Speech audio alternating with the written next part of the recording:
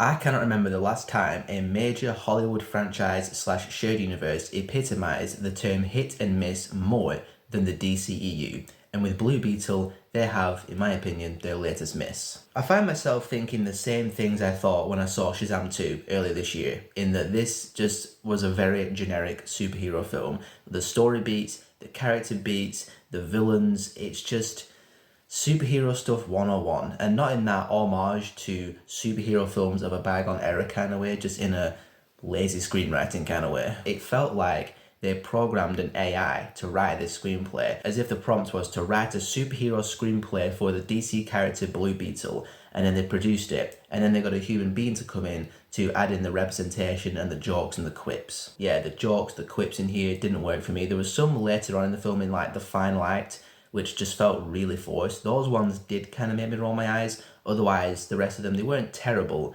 They just didn't make me laugh, so therefore they didn't work. The sister character, the uncle character, George Lopez, kind of got on my nerves a little bit. Especially the uncle character, George Lopez, kind of got a bit much for me at times. He was just really in your face a lot. Susan Sarandon plays the main villain, the corporate villain, the head of the corporation who wants the power of the Blue Beetle scarab to power all of her technology and weapons because, you know, superhero movie villain 101 right there. The sub-villain, the one that Blue Beetle fights once or twice, the dude in the big metal suit, towards the end of the film, there was some characterization with him that I actually kind of liked, and it gave him some unbelievable like depth, like way late in the film, and it made him a far more interesting character when you find out all of his backstory. But up until then, he was just the cheesiest villain of all time. I mean, super CGI robot dude, cheesiest puns ever.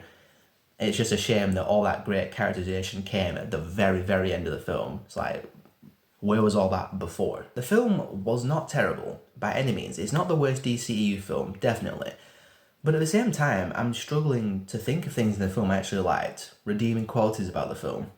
I mean, I guess the main performer, Zolo, whatever his surname is, I really don't know. It's 8 o'clock in the morning and I lack the energy to search his name right now.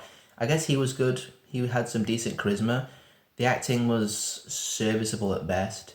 The fight scenes were okay. I mean, they were watchable, but it was just a lot of CGI versus CGI. I found it hard to latch onto and connect to any of the characters, the story, because again, it was just standard Hollywood superhero screenplay 101, circa like 2003 or 4, just with a Mexican-American representation. And I'm sure that representation will be enough to carry the film for some people.